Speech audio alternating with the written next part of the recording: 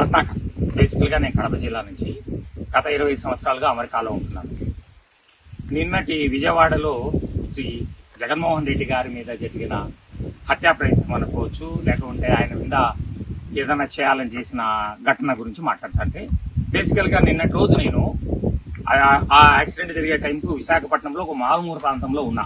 ఏదో పని మీద పోయి, అదే పార్టీ పని మీద పోయి, అయితే అక్కడ జరుగుతున్నప్పుడు నేను నా ఫోన్లో ఏం జరుగుతుందని చూస్తున్నప్పుడు నా పక్కన అక్కడ ప్రాంతం అతను వచ్చి, సార్ అతనైన శైలిలో, అంటే ఆ విశాఖపట్నంలోని మన్యము ట్రైబల్ ఏరియాకైనా తన భాషలో, సార్ ఇది జగన్మోహన్ రెడ్డి గారి కన్ను మీద కొట్టాలనో కాలు మీద కొట్టాలనే కాదు సార్, క్యాడర్ బెల్ చూడండి, ఇది ఎగ్జాక్ట్ గా క్యాడర్ బెల్ అంటారు, చూసినారు, ఇది కట్టే పైన రబ్బర్తో కట్టారు, దీన్ని ఇగో చూడండి ఇట్లా బాగా క్యాడర్ బెల్ అని దీన్ని వాడి ఆ ప్రాంతంలో దీన్ని వాళ్ళు వేసుకున్న పంటలు కానీ పళ్ళ మీద కానీ ఏదైనా పక్షులు వాడుతుంటే వాటిని తరమడం కోసం రాయి ఇలా తీసుకుని రాయితో కొట్టేదాన్ని, దీన్ని వాడి ఈవెన్ మనిషిని చంపచ్చు సార్ అతను చెప్పింది.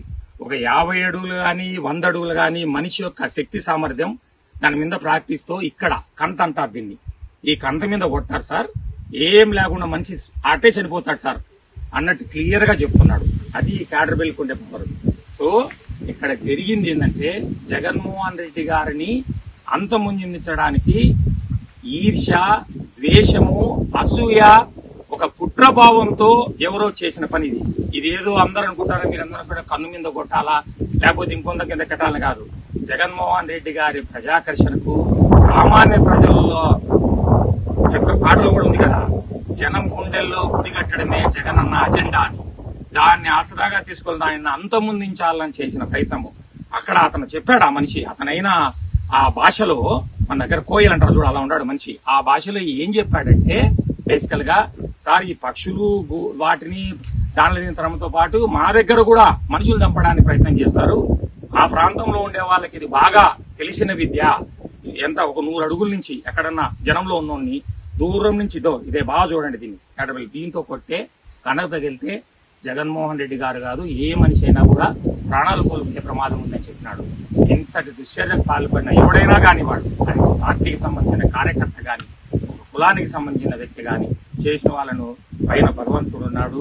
తప్పక అతన్ని సపోర్ట్ చేసిన వాళ్ళు, అతని వెనక ఉన్న వాళ్ళు, అతను ఎవరైనా కానీ సర్వనాశనం అయిపోవడం గ్యారంటీ.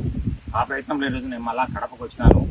రేపందరం మేము ఒక టీం ఏడుకొండల వెంకటేశ్వర స్వామి దగ్గరికి వెళ్ళి చేసుకుని జగనన్న ఆ ప్రమాదాన్ని నుంచి తప్పించినందుకు వెంకటేశ్వర స్వామి చెప్పుకుంటూ, ఆయన జగన్మోహన్ రెడ్డి గారు ఆయురాగ్యాలతో ఇంకా కలకాలం పట్టినారు. ఎందుకంటే అతను కొంతకాలం పేద ప్రజలకు తన సొంతం చేసుకుని ఆయన చేయాలన్న సేవ ఇంకా కలకాలం ఉండాలని హృదయపూర్వకంగా కోరుకుంటూ ఈ క్యాడర్ బెల్ స్టోరీ ఒక అతను తీసుకొచ్చినాడు. ఇది ఎట్టుంటుంది, దీనికి ఏంది, దీని కథ అనేది. సో ఇది వైఎస్ఆర్ కాంగ్రెస్ పార్టీ అధ్యక్షుడు, భారతదేశంలోనే అత్యంత జనాదరణ కలిగిన ముఖ్యమంత్రి శ్రీ జగన్మోహన్ రెడ్డి గారిని అంతమొందించడానికి చేసిన ప్రయత్నమే అని నేను చెప్పదలుచుకున్నానండి. Thank you.